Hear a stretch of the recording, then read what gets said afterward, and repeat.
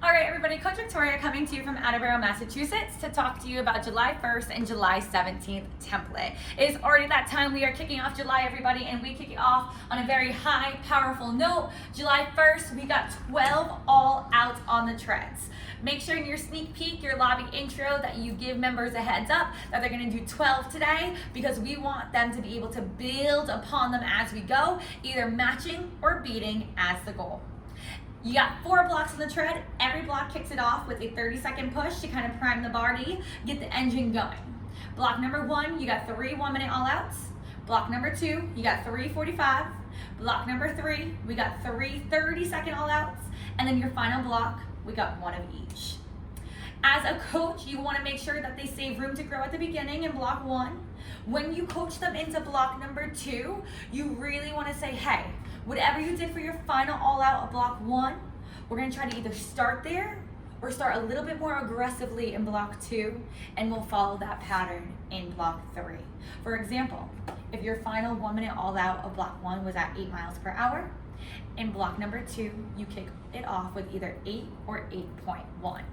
Making sure to celebrate members' bump ups. It's a great day for personal touches, personal interactions. Make sure you celebrate consistency and those increases. Other than that, my 2 tips of the day for this tread section is to 1, make sure you're coaching to the OT beat screen. Heart rates are going to go up during those all outs. We want to bring them back down so we can refill and recover in those walking recoveries. Peaks and valleys, we call it. If you did not need your time in the valley, if you did not need that walking recovery, there's a higher peak to be reached. 83% or less will bring members back down into that green zone. Make sure you encourage them to take their speed as low as they need to take it to have their heart rate drop. Other than that, guys, music is key on this day. We want to make sure beats per minute is high, so the music carries us as we get nice and speedy, nice and aggressive on the treads. Coming over to the floor, block number 1, we're going to be using mini bands. You want to make sure you show members how to put it on nice and safe. And then the key to the mini band block is making sure that members keep tension on the band at all times. You might have to do some on mic and off mic coaching to make sure that members are not loosening the band, because the whole point is to keep the tension in play. Block number 2, we're lifting heavy, 6 to 10 reps. If you get through 10 reps, that's a sign that you can increase your weight. If you're feeling good at 6, you can keep the weight the same, but that rep range is there to help support you. You got work and rest, need to work hard enough to need the rest on the other side. And we do each section or each pair of exercises twice, so that way they can perfect their form, perfect the feeling of it in that second round. When they get back to the top, that's another sign to either keep the weight the same or increase it depending on what their reps were. Off mic, go to the members one by one and ask them, hey, how many reps did you hit for that? Okay, let me bring you these dumbbells instead. Be very hands-on on the floor.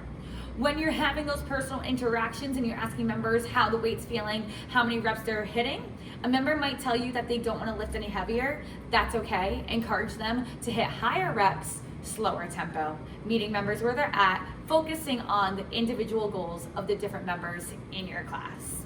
Coming over to the rower, you will only see this guy in the 3G style class. So everything in the 3G is pretty much the same. You will have power on the treads, you'll have that work and rest on the floor, and then in the 3G, we add on the rower. You are going to have a distance goal. You do a certain amount of strokes, hop off, do an exercise, right back on for another set of strokes, back off. We follow this pattern until we make it all the way through round 1. Your goal at the end of the round is to see how much distance you racked up within your time in that round and match or beat it in the next round. Now, it's an all-out row, but we want to make sure that we're racking up as much distance as we can in every stroke we take. So you want to encourage members to have a very strong drive back, 2 to 3 patient counts in. Get nice and low next to your members on this day. Help them control that stroke rate. Help them really rack up those meters. Teach them about the different metrics they can look at to see how much power they're generating in those all-out strokes. And if you guys need anything, you know where to find me. Have a great time on July 1st.